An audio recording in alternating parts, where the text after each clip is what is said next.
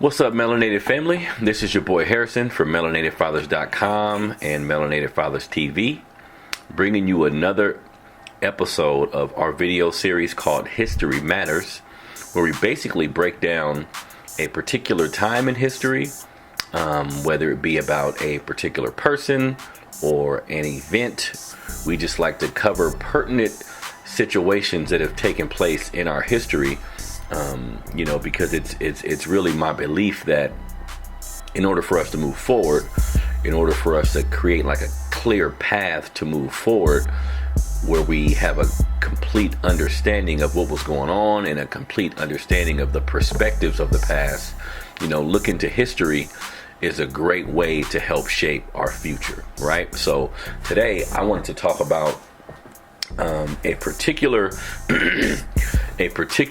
policy that was implemented in the 60s that I think still has a negative effect on us to this day, right? So in the 1960s, the melanated community, the black community was going through a lot of different changes with all the uprisings, and we were just at a point in time where we didn't want to stand for a lot of the injustices and the inconsistencies of being black in this society. So there were a lot of uprisings.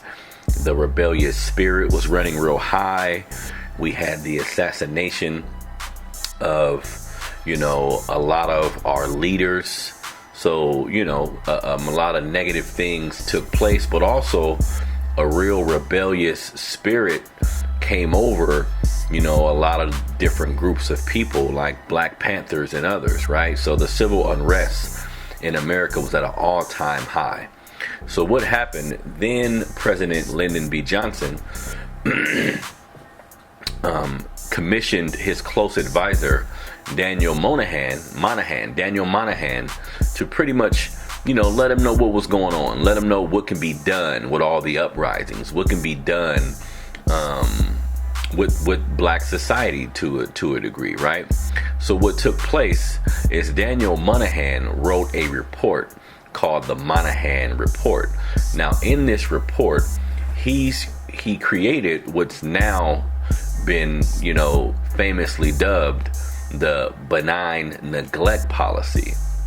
So basically, the Benign Neglect policy was his conclusion of black society at that time. He basically came up with this conclusion by looking at like single mother families, looking at the welfare system, looking at the rates of black unemployment. So he looked at all these things. Now, opposed to looking at white supremacy and looking at racism as the biggest factor to our indiscretions, like the biggest factor with us not being able to move forward like other races of people and do what we needed to do financially for ourselves. He didn't factor in racism.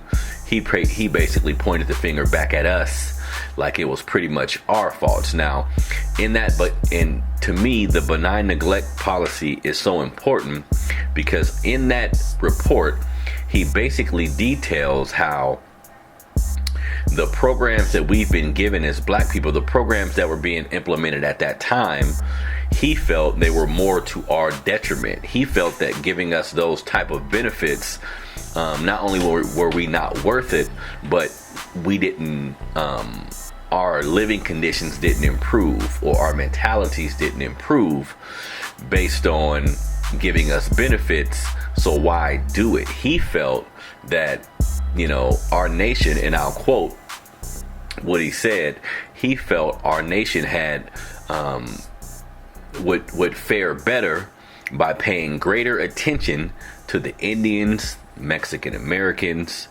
Puerto Ricans, and different races of people. He felt that would be more useful because at that time there was a lot of talk about police brutality, like it's always been. There was a lot of talk about the injustices that we faced in our communities. There was a lot of talk about, just all of the negative attributes that we had to go through as a people. And he felt the best way to combat that was basically not to speak about black issues anymore. He felt that the government continued to talk about black issues and frame different narratives to help us, or frame different narratives that was supposed to help us. And when we would notice that whatever was promised to us wasn't received, that in return would cause us to either riot or burn shit down, or we would express our discomfort in different ways like that. So he felt the best way around that was just not to address us anymore. He felt the best way around that was not to speak about black issues at all. Pretty much don't promise us anything, then we won't expect anything, right? So that took place in 1965, and in my opinion, that type of thinking has led the way for what we see today. Because keep in mind, in this report, he mentioned how we should pay more attention to Indians, Mexican Americans, Puerto Ricans, non-black people, basically. And if you look at our country, when you look at the amount of immigrants that we have in our country, when you look at the amount of policies that we have for non-black people, in my opinion, the benign neglect policy that was established, really long ago, 1965, it's my opinion that these policies are still in effect today. That's why when we have a President Obama, or just as an example, or any of the presidents in the last 15, 20 years, there really hasn't been a specific agenda for melanated Americans, for black Americans. There hasn't been an agenda tailored for us at all. But as we, if we pay attention to politics and what has been taking place over the last several years, there's definitely been an agenda for Mexican Americans. There's been an agenda for the LGBT community. There's been an agenda for the Indian community, where they've received reparations and things like that. The Jewish community has received reparations and things like that. So it's important for us to understand that this benign neglect policy, this Moynihan Report, the information from this report still holds true to today. It's my firm belief that the benign neglect policy is still in effect today, because no politician that I'm aware of issues or speaks to black people in particular about our issues in different ways that we can solve it, right? So, it's important for us to understand that as much as things change sometimes, the more they stay the same, right? So this has been another episode of History Matters, where we covered the benign neglect policy.